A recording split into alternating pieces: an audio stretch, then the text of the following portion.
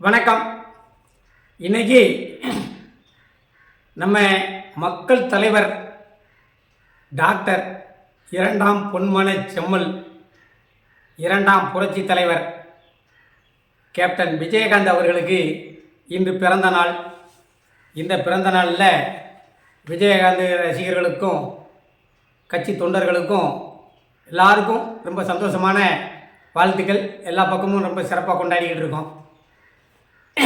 இந்த பிறந்த நாளில் நான் மக்களுக்கு ஒரு செய்தி சொல்லணும்னு ஆசைப்படுறேன். என் மனசில் உள்ளது அதை நான் மக்கள்கிட்ட தெரியப்படுத்தணும்னு ஆசைப்படுறேன். மக்களுக்கான மக்கள் நலன் சார்ந்து மக்களுக்கான அரசியலை மக்களின் வாழ்வாதாரத்தோடு மக்கள்கிட்ட எடுத்துக்கிட்டு வந்த ஒரு புனிதமான தலைவர் தான் ஐயா கேப்டன் விஜயகாந்த் அவர்கள். ஆனால் அந்த தலைவரை நாம் கொண்டாட மறந்துட்டோம், தவற விட்டுட்டோம். அந்த தங்கத்தை இன்னைக்கு தலைவர்னு சொல்லிக்கிட்டு நிறைய பேர் வராங்க.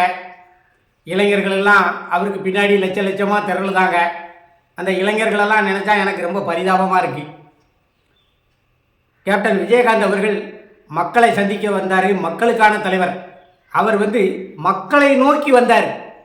எந்த ஒரு மக்கள் தலைவனும் சரி மக்களை நோக்கி வரணும். அவன் தான் மக்களுக்கான தலைவன். தன்னை நோக்கி மக்களை வர வைக்கக்கூடாது. அது மக்களுக்கான தலைவனே அல்ல. என்ன, மக்களுக்கான தலைவன் மக்களை தேடி மக்களோடு மக்களாக வர வேண்டும். அப்படி புரட்சி கலைஞர் விஜயகாந்த் அவர்கள், கேப்டன் விஜயகாந்த் அவர்கள் வந்தாங்க. மக்களோடு மக்களாக மக்களுக்கான அரசியலை எடுத்துக்கிட்டு வந்தாங்க. என்ன, அவருடைய கொள்கைகள் ஒரு கோட்பாடோட மக்களுக்கு இப்படித்தான் ஆட்சி கொடுக்கணும், இப்படித்தான் நன்மை செய்யணும், இந்த வகையில் தான் மக்களை வழி நடத்தி செல்லணும்னு ஒரு கொள்கை பிடிப்போடு வந்தார். ஆனால் இன்றைக்கி அதே திரைத்துறையிலேருந்து நிறைய பேர் வராங்க. சகோதரர்கள் கட்சி ஆரம்பிக்கிறாங்க. லட்ச இளைஞர்கள்லாம் கூடுறாங்க. இந்த இளைஞர்களுக்கெல்லாம் நான் ஒன்று கேட்குறேன். ஒரு தலைவன் உங்களை சந்திக்க வாராரு அப்படின்னா அந்த தலைவனை தொட்டு தழுவி தழுவி உங்களுடைய கோரிக்கைகளை அவர் காதில் சொல்கிறதுக்கு தான் மக்களை சந்திக்கிற அந்த ஏற்பாடு. ஆனால் எதுக்கு கூட்டுனாங்கன்னு அவங்களுக்கும் தெரியல, எதுக்கு போனாங்கன்னு போனவனுக்கும் தெரியல. என்ன, அப்படி இருக்கு. 10 அடி உயரத்தில் நடைமேடை அமைக்கிறாங்க. என்ன, 30 அடி தூரத்தில் மேடை போடுதாங்க. மக்கள் 30 அடிக்கு இந்த பக்கம் உட்காந்துருக்கா. ஏன் வந்தோம்னு இவனுக்கும் தெரியல, ஏன் பேசணும்னு அவனுக்கும் தெரியல. என்ன கோட்பாடு பேசுனாங்க, என்ன தீர்மானம் நிறைவேற்றப்பட்டிருக்கு, இதனால் நமக்கு என்ன லாபம், மக்கள் வாழ்வாதாரம் இதனால் எப்படி மேம்படும், இவர் பேசுகிறது மக்களுக்கான அரசியலா, மக்களுக்கு எந்த வகையில் பயன்பெறும், எதை பற்றியும் எவனும் சிந்திக்கலை. இதில் வேற 10 அடிக்கு மேலே இருக்கிற நடைமேடையில் ஏறி வேற குதிக்கான். உங்களை மாதிரி ஆட்கள் வரும்னு தெரிஞ்சு தானே அதில் கிரிசி டப்பாவெல்லாம் தடவி வச்சுருக்கான். என்ன, கிரிசி மக்கள் கிட்ட வந்துடக்கூடாதுன்னு கைப்பிடியில் கிரிசு தடவுனா அப்போ எப்பேற்பட்ட தலைவர்களாக இருப்பாங்க. இப்படித்தான் இருக்கு. இவங்க சிந்திக்கணும். இவன் தன்னை உணரணும், தன் வரலாறை தெரியணும். வரலாறை தெரியாமல் தன்னை உணராமல் இந்த இளைஞர்கள் இருந்தாங்கன்னா இப்படிப்பட்ட தலைவர்கள்லாம் வந்துக்கிட்டு தான் இருப்பாங்க. எனக்கு அதுதான் ஒரு பெரிய வேதனை. என்னென்னா, நாங்கள் தான் பாண்டியர்கள் தான். ஒருத்தன் இல்லை நாங்கள் தான் பாண்டியர்கள் தான். ஒருத்தன் ராஜராஜ சோழன் எங்கள் ஜாதிங்க, இன்னொருத்தன் சொல்லுதான் ராஜராஜ சோழன் எங்கள் ஜாதிங்க. என்னடா உங்கள் கதை? 4000 வருஷம் 5000 வருஷம்னு தற்பெருமை பேசிக்கிட்டு இருக்கான். தற்பெருமை பேசுகிற தற்குறிகளே, கொஞ்சம் சிந்திச்சு பாருங்க. நீங்கள் இளைஞர்களை பற்றிய அரசியலை முன்னெடுங்க, இளைஞர்களை பற்றி சிந்திங்க. தவறான வழியில் இளைஞர்கள் போகிறான். நீ இப்படி தற்பெருமை பேசிக்கிட்டே நீ ஒட்டுமொத்த தமிழ் சாதியும் கீழ் சாதியாக போயிட்டு இதில் அவன் கீழ் ஜாதி, இவன் கீழ் ஜாதின்னு இவனுக்குள்ள ஜாதி சண்டை. மொத்த தமிழினமே கீழ் சாதியாக ஆயிட்டு மக்களுக்கான தலைவர் யார் வார வைப்போம்? எவ்வளோ பெரிய உன்னதமான தலைவர் விஜயகாந்த். இன்னைக்கு பரிசீலனை பண்ணிக்கிட்டு இருக்காங்க. நாங்கள் ஆட்சிக்கு வந்தால் வீடு வீடாக ரேஷன் பொருட்கள்லாம் விநியோகம் பண்ணுவோம் அப்படின்ட்டு பரிசீலனை பண்ணிக்கிட்டு இருக்காங்க. இதை 15 வருஷத்துக்கு முன்னாடியே கேப்டன் சொல்லிட்டார். என்ன, அவர் எப்போவுமே மக்களை பற்றி சிந்திக்கிறதுனால கொஞ்சம் அதிகப்படியாக தான் இருக்கும். கர்ம வீரர் காமராஜர் தான் மக்களை சிந்தித்து மக்களுக்கான ஆட்சியை கொடுத்தாரு. அதுக்கு பிறகு வந்த ஒரு தலைவர் விஜயகாந்த். அதைத்தான் நம்ம தவற விட்டுட்டோமே. நம்ம எப்போதுமே தவற விட்டுக்கிட்டே இருப்போம். சூழ்ச்சிக்கும் புகழ்ச்சிக்கும் அடிபணிஞ்சு அழிஞ்சு போகிறவன் தான் தமிழன். சூழ்ச்சியை வெல்ல தெரியாது, துரோகத்தை வெல்ல தெரியாது, எவனை எடுத்தாலும் நம்புவான். எவன் சூழ்ச்சி செய்தான், எவன் மகிழ்ச்சி செய்தான்னு தெரியாது. சூழ்ச்சி செய்தவன் பின்னால் போவான், கவுந்துருப்பான்.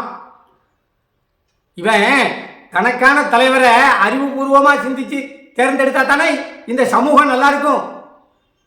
லட்சம் இளைஞர்கள் தமிழகத்தில். இந்த இளைஞர்கள்லாம் ஒரு ஆக்கப்பூர்வமான காரியத்துக்கு எந்த தலைவர்களும் பயன்படுத்த தவறுதாங்கன்னு நான் குற்றம் சாட்டுறேன். எனக்கு ரொம்ப வருத்தமாகவும் இருக்கு. இப்படியே போய்கிட்டு இருந்தா வடக்கன்ஸ் வேலைக்கு மட்டும் இங்கே வாரான். வடக்கன்ஸ் வேலைக்கு வாரான், அவன் குடும்பத்தை பொருளாதாரத்தை உயர்த்த போகிறான், உயர்த்திக்கிட்டு இருக்கான். நீ டாஸ்மார்க்கு போகிற, எங்கே எந்த கட்சிக்காரன் கூப்பிடுவான், எங்கே எவன் மாநாடு நடத்துவான்னு வேடிக்கை பார்க்க போகிற. அதாவது போட்டியில் வெற்றி பெற்றவனுக்கும் வரலாறில் இடம் உண்டு, தோல்வி அடைஞ்சவனுக்கும் உண்டு. வேடிக்கை பார்த்தவனுக்கு எந்த காலத்துலேயும் எதுலேயுமே இடம் கிடையாது. வரலாற்றில் இடம் கிடைக்காதுக்குன்னா அதுக்கு வாய்ப்பு இல்லை ராஜா. என்ன நீங்களெல்லாம் தொலைந்து போய்வீர்களோ, தமிழினா அழிஞ்சு போயிருமோ, தொலைஞ்சு போயிருமோ, முகவரி அத்து போய்கிட்டு இருக்கு. போயிருமோன்னு கேள்வியெல்லாம் கிடையாது, முகவரி அத்து போய்கிட்டே இருக்கு. கேட்டா வடக்கன்ஸ் வந்துட்டான், வடக்கன்ஸ் வரலன்னா என்னடா நடக்கும் நம்ம நாட்டில்? உங்களை கண்டு என்ன செய்ய முடியும்?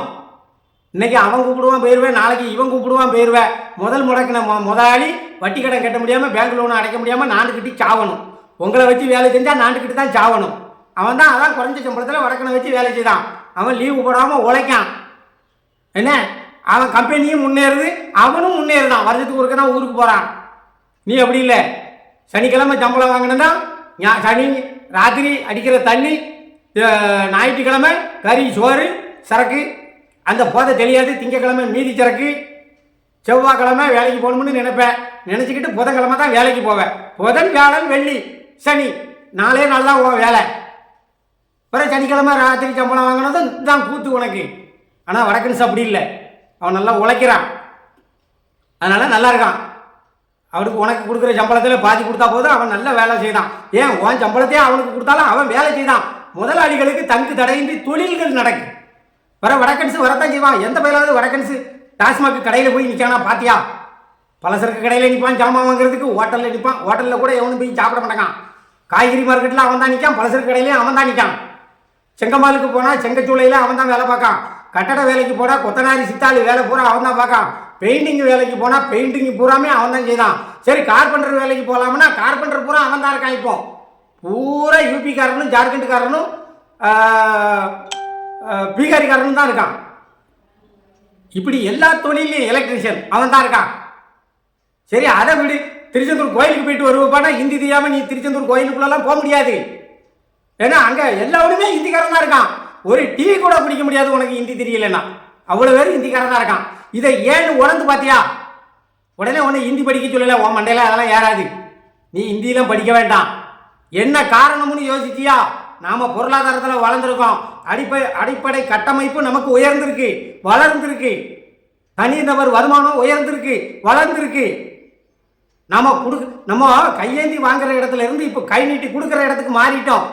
எல்லாம் ரைட்டு, ஓகே தான். ஆனால் நம்ம இளைஞர்கள் வாழ்வாதாரமும் வேலை வாய்ப்பு என்னாச்சு? அது மிகப்பெரிய கேள்விக்குறி.